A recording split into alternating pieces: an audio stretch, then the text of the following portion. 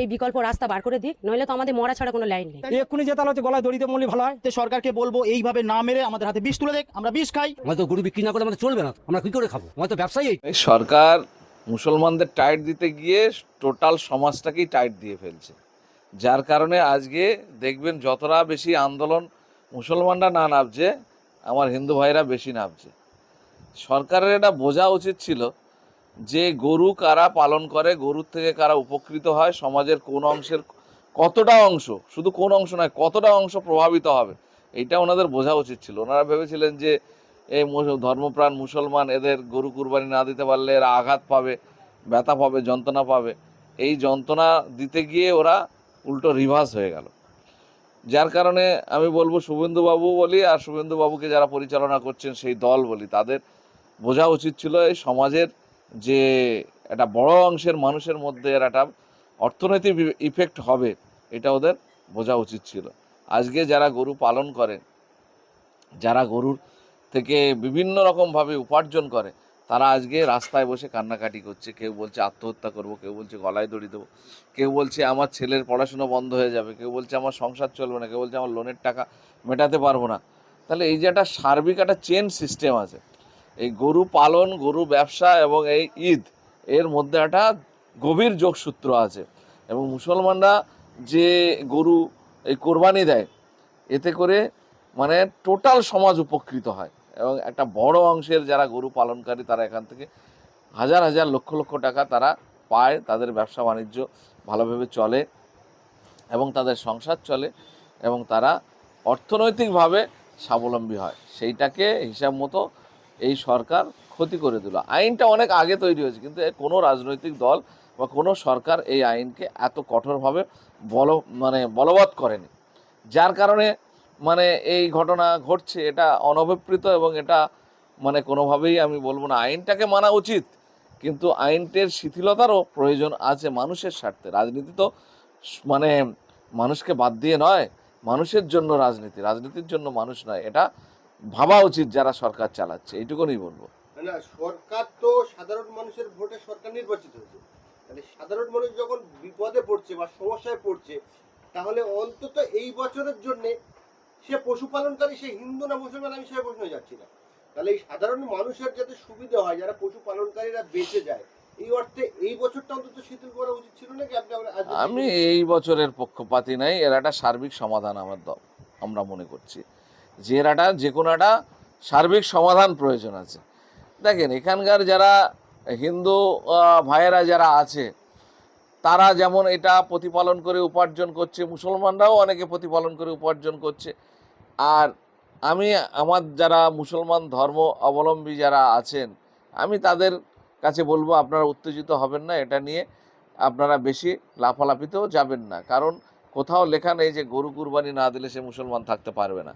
কোরবানি অন্য কিছু করতে পারবেন, অসুবিধে কি আছে? বা কোরবানি আপনি গরুর কোরবানি করলেনই না, গরু খেলেনই না, কি আছে? দেশের আইনকে সম্মান জানান এবং দেশের আইনের মর্যাদা দিয়ে আপনারা সেটাকে মানে নিজেরা পালন করার চেষ্টা করুন, সরকারের বিরুদ্ধে যাওয়ার চেষ্টা করবেন না, এটা আমাদের কথা।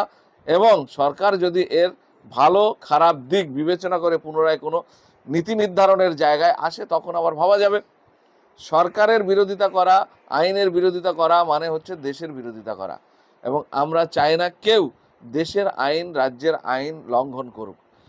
এই যে সার্বিক পরিস্থিতি হয়েছে, বিভিন্ন জায়গায় আন্দোলন হচ্ছে, প্রতিবাদ হচ্ছে, লিখিত ডেপুটেশন হচ্ছে, এর ভিত্তিতে সরকার যদি বিবেচনা করে যে একটা বৃহৎ অংশের মানুষ এর মানে মানে ইফেক্টেড হচ্ছে, ক্ষতিগ্রস্ত হচ্ছে, তাহলে সরকার নিশ্চয়ই বিবেচনা করবে, বিবেচনা করা উচিত আমি মনে করি। এই আইনটা 1950 সালে তৈরি হয়েছে এবং কলকাতা হাইকোর্টে 2018 সালে, অর্থাৎ মমতা ব্যানার্জির মুখ্যমন্ত্রী থাকাকালীন এই আইনটা কলকাতা হাইকোর্টে ওঠে এবং কলকাতা হাইকোর্টে এই আইনটা যাতে লাগু হয় বা এই আইনটা যাতে আমল করা হয়, এর জন্য মমতা ব্যানার্জি অনেকটা সাহায্য করেছে। কি বলবেন? দেখেন উনি তো এই পর্যন্ত জনবিরোধী অনেক নীতি সমর্থন করেছেন এবং রূপায়িত করার জন্য চেষ্টা করেছেন।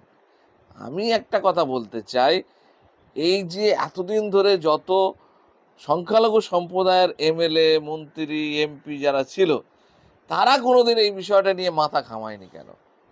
আমি এটাই বুঝতে পারছি না যে সব কিছুই কি শুধু রাজনীতি করার জন্য, মানে নিজের কোনো চিন্তা ভাবনা, সমাজ সম্পর্কে কোনো মানে আলাদা কোনো থাকবে না, নিজের কম সম্পর্কে চিন্তাভাবনা থাকবে না, আমি একটা সমাজের প্রতিনিধি, সেই সমাজের মানুষের কোনো ক্ষতির কারক বা কোনো রকম অসুবিধাকর কোনো জিনিস তৈরি হয়ে আছে সেটা নিয়ে তোলা, কথা বলা, এইসব আজ পর্যন্ত কাউকে দেখলাম না। শুধু পার্টির গোলামি করার জন্য এরা রাজনীতি করে এবং নিজের আখের নিজের স্বার্থসিদ্ধির জন্য এখন আমরা দেখতে পাচ্ছি রাজনীতি করছে।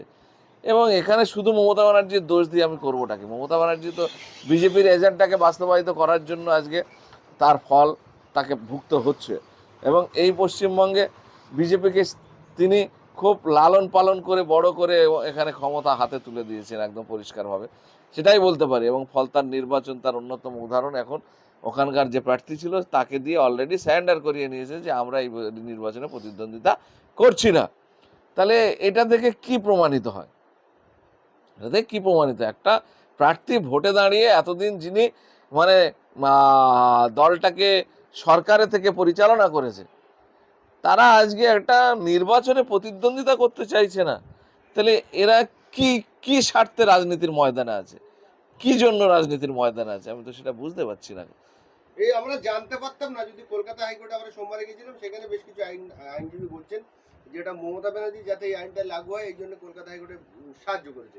আর কিছু মুসলিম সমাজ এখনো মনে করেন যে দেখেন, মমতা ব্যানার্জি সবসময় মুখ আর মুখোশ দুটো নিয়ে চলেছে। যাদের ক্ষতি হয় তাদের কাছে গিয়ে বলে আমি তোমাদের দেখছি, আর প্রকৃতপক্ষে যখন সরকারিভাবে কোনো আইন বা কোনো রকম মানে নিয়ম নীতি চালু করার ব্যাপার তখন তার বিরুদ্ধে করে।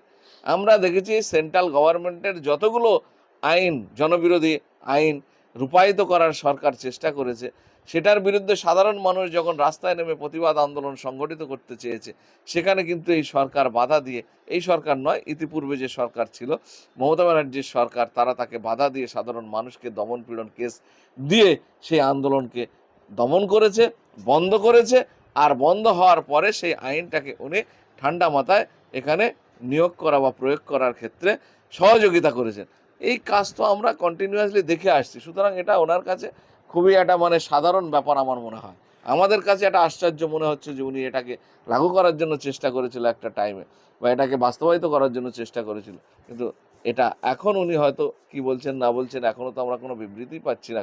ওনার 80টা এমএলএ থাকা সত্ত্বেও এই সরকার যেমন বিনা নোটিশে ঘর ভেঙে দিচ্ছে, এই সরকার এরকম একটা আইন করে দিল 14 বছরের কোনো গরু বেঁচে থাকে না, খুব বেশি যা বেঁচে থাকে তার হাড় মাংস মোটামুটি জড়িয়ে যায়, সেই গরু কোনোদিন কুরবানি করার যোগ্য নয়। তাহলে এই আইনটা প্রকৃতপক্ষে বাস্তবায়িত হওয়ার কোনো মানে বাস্তবতা নেই। তাহলে সেই আইনটাকে ওরা রেখে এতদিন ধরে তাকে বাস্তবায়ন করার চেষ্টা করেছে। এটা আমি মনে করি মানে কোনো শুভবুদ্ধি সম্পন্ন মানুষ বা দলের কাজ হতে পারে না। এই যে গরু পালনকারী বা যারা গরু পালন করে জীবন জীবিকা নির্বাহ করে, তারা চরম মানে সমস্যার মুখে পড়েছে। সমস্যার মুখে এই গরুটা তো খাওয়াবে কি করে আপনি বলেন না? এবারে যে সংবাদ মাধ্যম আছে, সেই সংবাদ মাধ্যমগুলো এই যারা অসহায় গরু ব্যবসায়ীদের দুঃখের কথা তারা দেখাচ্ছে না।